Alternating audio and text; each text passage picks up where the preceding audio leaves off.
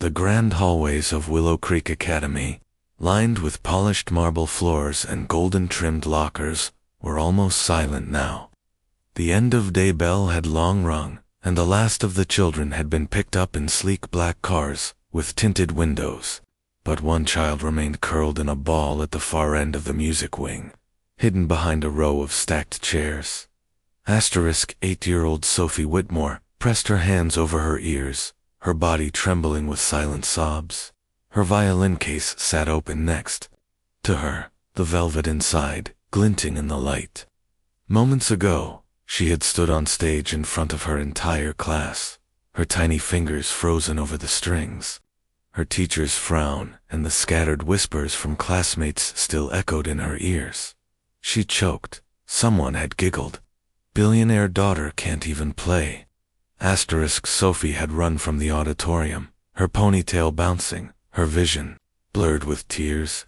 She didn't know where to go, so she followed her feet and collapsed in the one place she thought no one would find her.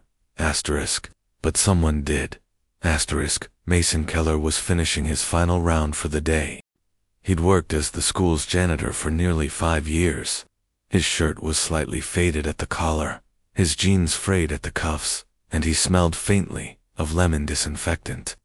But his eyes were gentle, and beneath his tough exterior was a heart softened by his own little girl, Lily, who was only a year older than Sophie. He heard it first, the quiet, broken sniffles.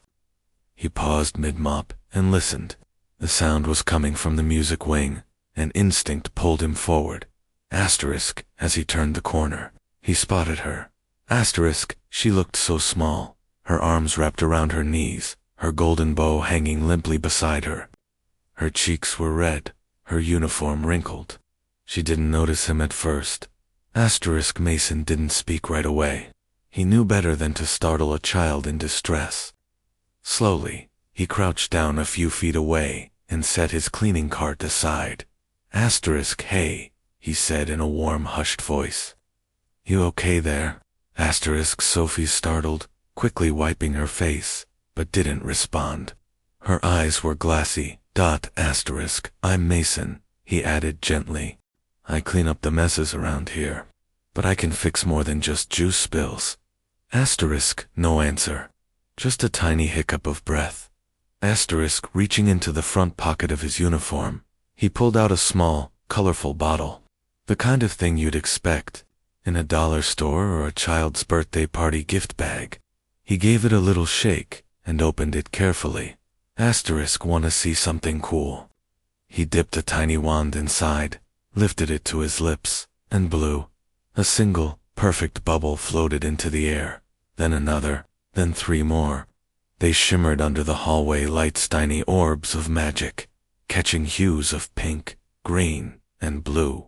Sophie's eyes widened just a little. She didn't move, but the tightness in her shoulders eased. Mason said as he blew more bubbles. "When my daughter gets upset, we blow these. She says they take her bad feelings up with them, afar, away, into the sky." A small bubble drifted close and landed softly on Sophie's sleeve before popping. She blinked. Her lips twitched, not quite a smile, but not sadness either. He didn't press her, just kept blowing. Big bubbles, tiny ones. Some danced together, some spun alone. The silence was filled with something tender now. Finally, Sophie whispered. "They're pretty." Mason smiled. "Yeah, they don't last long, but sometimes all we need is a moment." Sophie looked at him for the first time, her tear-streaked face slowly calming, and for that one moment, the world wasn't heavy anymore. Neither of them knew it, but just above them, through a tinted office window, a woman with cold eyes and a steel heart was watching, and everything in her world was about to shift. Eleanor Whitmore stood in her glass-walled corner office, the late afternoon sun casting long golden rays across the polished wood floor. From her vantage point on the 3rd floor, she could see most of the school's main courtyard and hallways through. the one-way glass that allowed her to watch without ever being seen. It was a design choice she'd insisted on when she funded the academies. New expansion wing, privacy, control, observation, all things she had built her empire on.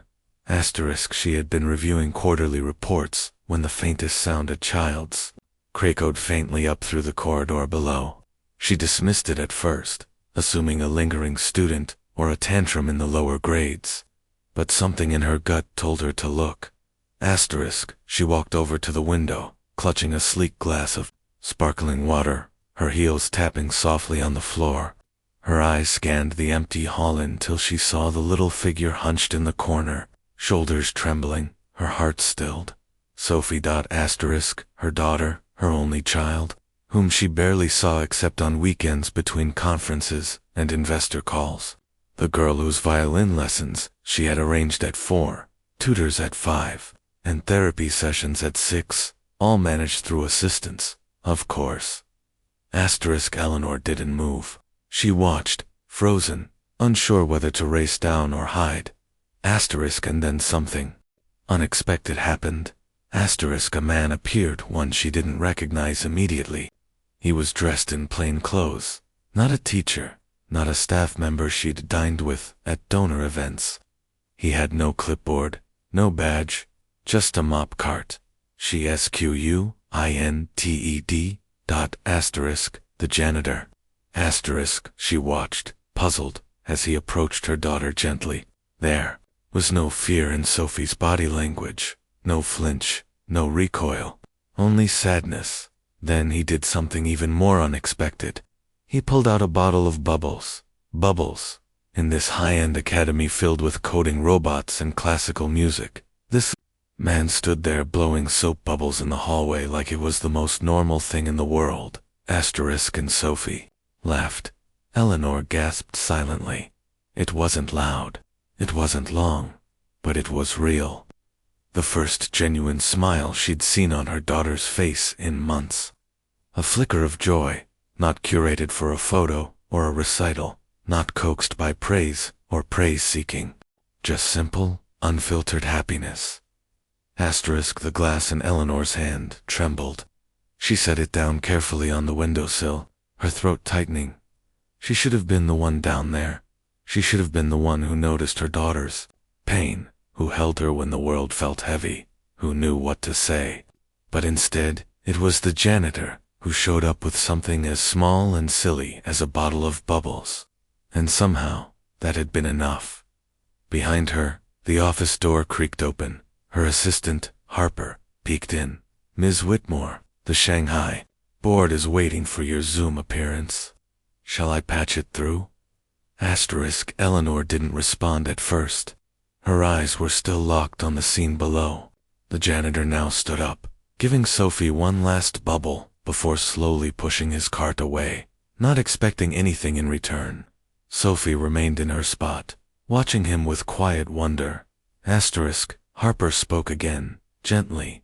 "Ma'am." Eleanor turned slowly, her voice lower than usual. "Cancel it." Harper blinked.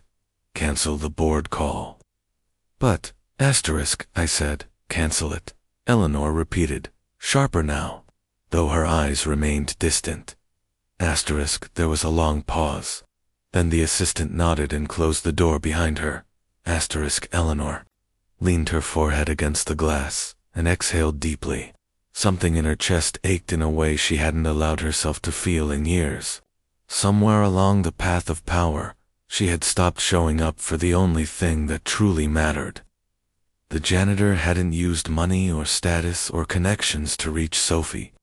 He had used heart, patience, kindness, and that had been enough to bring her daughter back from the edge. Eleanor didn't know who he was yet, but she knew one thing: she owed him everything.